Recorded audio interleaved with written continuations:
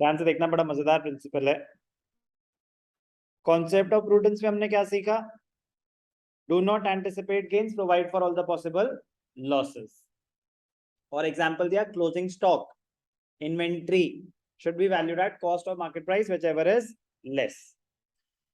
Cost concept, historical cost principle कहता है कि एसेट जितने का खरीदा था उतने पे ही दिखाया जाएगा, मार्केट में उसका क्या प्राइस चल रहा है उससे कोई लेना देना नहीं है। सर फिर कॉन्ट्रडिक्शन? यस और नो? नो कॉन्ट्रडिक्शन, क्योंकि ये बात कर रहा है एसेट्स की, फिक्स्ड एसेट्स की। वो बात कर रहा था स्टॉक की, इन्वेंट्री की, जिसमें आप डील करते हैं। फिक्स्ड एसेट्स होते हैं items which are not meant for resale, they have been purchased for own use.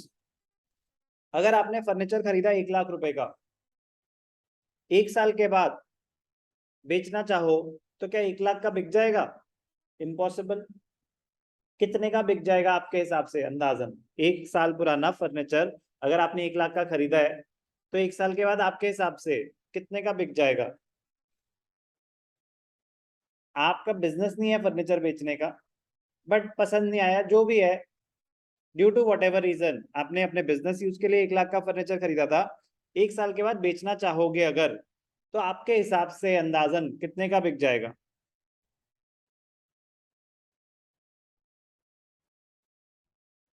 Eighty, 70, 60, 70,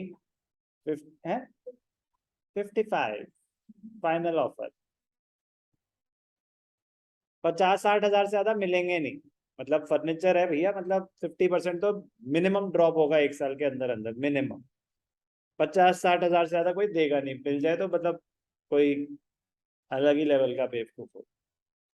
point, तो हम तो सर डेप्रिसिएशन फॉर एग्जांपल 10% लगाते हैं, तो हम तो बुक्स में क्या दिखा रहे हैं? 1 लाख का खरीदा था, 1 साल के बाद 10% डेप्रिसिएशन, तो हमारी बुक्स में तो वो 90,000 का आ रहा होगा।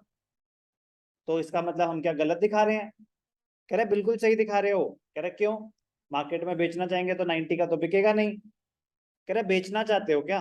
बेचने के लिए खरीदा था या ओन यूज के लिए लिया था? ओन यूज के लिए। तो जो चीज आपने बेचने के लिए ली ही नहीं, वो मार्केट में कितने की बिकेगी उससे आपको क्या लेना देना? मार्केट में चाहे वो 20 लाख की हो गई हो, चाहे वो 20 हजार की हो गई हो, आपने जितने का खरीदा था, historical cost principal.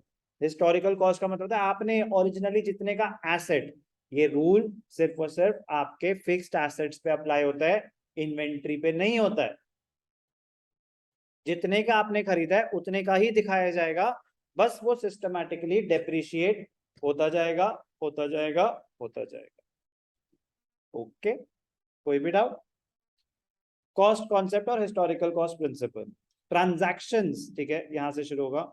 According to the cost concept an asset is recorded in the books of accounts at the price paid to acquire it, जितने का आपने खरीदा, and the cost is the basis for all subsequent accounting of the asset। कह रहा है उसके बाद इसी के बेसिस पे फर्दर अकाउंटिंग होगी। Asset is recorded at the cost at the time of its purchase but is systematically reduced by charging depreciation। कह रहा है वो बस सिस्टमैटिकली जो भी रेट ऑफ डेप्रिसिएशन है उसके हिसाब से वो डेप्रिशिएट होता जाएगा, होता जाएगा, होता जाएगा। आपने गाड़ी खरीदी 10 लाख की, बुक्स में 1 साल के बाद 9 लाख की आ रही होगी, 2 साल के बाद 8 लाख की आ रही होगी, बट बेचने जाओगे तो क्या 2 साल पुरानी गाड़ी 8 लाख की बिक जाएगी? नहीं। कह रहे उससे कोई लेना देना भी नहीं है मार्केट प्राइस से। ध्यान से देखेंगे, the market value of an asset may change with the passage of time, but for accounting purpose it continues to be shown in the books of accounts at its book value. आपने business के asset में एक land खरीदी 20 लाख की, 4 साल बाद उसकी value 50 lakh हो गई। कह रहे आप बुक्स में चेंज नहीं कर सकते, आप बुक्स में चेंज नहीं कर सकते, फिक्स्ड एसेट उतने पे ही रहेगा। 5 लाख की हो गई। सर कॉन्सेप्ट ऑफ प्रूडेंस कहता है provide for all the possible losses. Concept of prudence inventory, जो सामान बेचने के लिए रखा है उस पर अप्लाई हो रहा है, फिक्स्ड एसेट्स पे नहीं अप्लाई हो रहा। Be careful. Clear? So example, an asset is purchased for rupees 5 lakh and if at the time of preparing the final account, जब आप financial statements at the end of the year बना रहे थे तो पता चला market value उसकी 4 लाख है या 7 लाख है, कह रहा उससे कोई फर्क नहीं पड़ता, वो 5 लाख का ही रहेगा, बस सिस्टमैटिकली डेप्रिशिएट होता जाएगा जो भी आपका rate of depreciation. Cost concept brings objectivity. Objectivity in preparation का मतलब होता है प्रिंसिपल बेस्ड अकाउंटिंग। आप अपनी पर्सनल एडवांटेज के लिए कुछ भी वैल्यूज चेंज नहीं कर सकते, सिंपल फिक्स्ड रूल है। आप अपनी मर्जी से चलो इस साल 20% डेप्रिशिएट कर दो, इस साल 40% डेप करा, no sorry, not allowed. Presentation of financial statements become true and fair. They are not influenced by personal bias or judgments. Cost principle किस पे अप्लाई होता है? Only and only on fixed assets. Only and only on fixed assets. Example लिखने की जरूरत तो नहीं मुझे। Land, building, plant, machinery, computer, furniture. Anything purchased for own use and will last for a period more than one accounting year. Anything purchased for resale, चाहे machine हो, वो goods में आ जाता है, परचेजेस में आ जाता है, वो एसेट नहीं हुआ आपका, नॉन करेंट, फिक्स्ड एसेट नहीं।